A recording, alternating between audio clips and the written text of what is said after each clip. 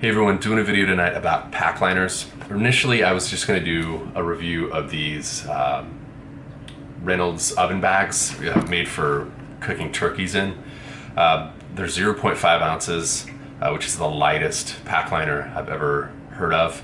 But I thought I'd go over all of the pack liners that I've used in the past two to 5 years. I think there's like 3 or 4 of them, and then this will be like the 5th or something like that. Just to kind of give you a sense of how I pick a certain pack liner for the situation that I'll be in. So I'll go from heaviest to lightest, so let's get into it. So the heaviest pack liner I use is something I would use for when I'm sea kayaking. It's a 20-liter vinyl roll top bag. You know, you should really use this when it's like a setting for obviously sea kayaking, but even if you were pack rafting or you were in a situation like, you know, it was a heavy snow year on the PCT, and you just knew once you hit the sea area you were going to be crossing rivers and floating them and definitely getting your stuff wet, I would definitely think about getting something like this. Usually on the sea kayaking trip I would have a 120 liter and then like a 15 liter bag, and that would be really it for my equipment. So the next heaviest bag is this. It's a trash compactor bag. It's not a trash bag that you would think of like you normally think of trash bags. This is for a trash compactor system. So it's for a system where garbage is just going to be like compacted and crushed into there. So it's much more tough than a regular trash bag. This one weighs 2.3 ounces. I think they all pretty much weigh that. This is a bag that I would use, say in like British Columbia or something if I was hiking, where I knew it was going to be super rainy.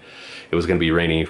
It was going to rain a lot. It was going to rain for a long time. And I just didn't want to have to worry about the sort of the delicate nature of some of the bags you're about to see. Or maybe not even delicate nature, but just less robust than this. And you know, especially if I was in like rainy and remote locations. Okay, so this next bag, I'm gonna apologize straight away. I'm in a physical therapy program and we do a lot of work on cadavers. And these are my cadaver lab clothes from last semester. I have not cleaned them yet. That's my lab coat, my old trail runners in there. But yeah, so sorry about that. But let's talk about the bag. It's 1.2 ounces. I like this bag. I like the weight. When I knew that I could knock almost a whole ounce off of the trash compactor bag, I really liked it. But in Maine, and I think another trip, I got some tears in it that I didn't really like. The one thing I'll say is though, that if this does tear, like say you tear it that much, the tears don't like expand really quickly. You can pretty quickly get like a patch wherever you tear it, but yeah, I didn't have the best experience with this, but it could have just been me. So give it a go if you want. They're on Gossamer Gear's website. I'll put links to all of this stuff in the description below. So this next bag is the Nilo Fume bag.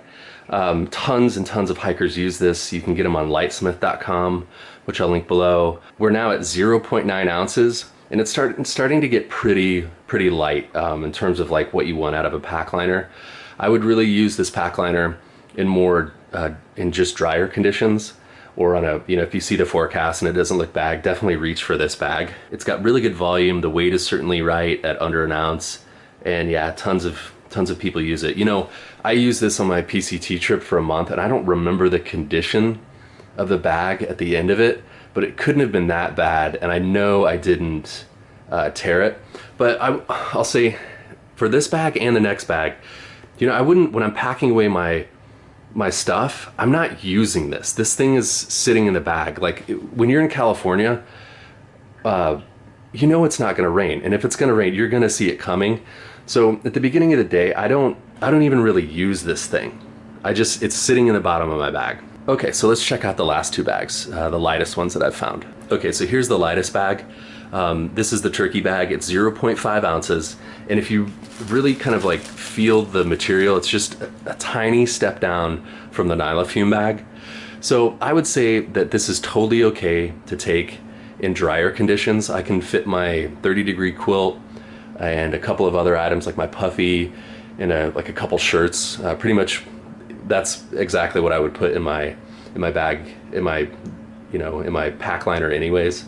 And it fits just fine. So yeah, I would definitely use this, especially if you're using a backpack like the Palante V2 that has this is the DCF version. So this bag is really water resistant already. So it kind of pairs well with that. And again, like I said before, if I'm hiking out west, 90% of the days are sunny. I'm not even using the turkey bag. This turkey bag is gonna sit in the bottom of my pack. I really think this is a good PCT bag. That's exactly what I would use it for. So yeah. Real quick before I go, here's another thing. This is what a slow cooker bag from Reynolds, which I'll also link below. And you know, it weighs 0.3 ounces. It's super light.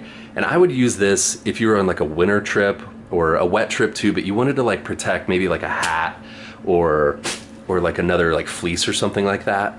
I think it's really good for that. So sometimes it's so rainy, you want to double up bags. And I would kind of like consider the slow cooker bags a really good option to kind of like double up protection on something. Okay, so that's what I use when I'm out hiking. Like I said, I don't always use those bags, especially out west. It's kind of a thing that you don't always need. In fact, there's some hikers that they'll take their op sack that they put their food in out west, and that's the only thing. Like if they see that weather's coming, they'll pour their food out of the op sack and they'll put like their clothes in their sleeping bag in that. So that's a strategy too, although I don't know if I would want the food smell from inside the bag on my sleeping bag and stuff like that. So I think the turkey bag is going to be a really good strategy for out west. So yeah, check them out below. If you like the video, like and subscribe, and thanks for watching.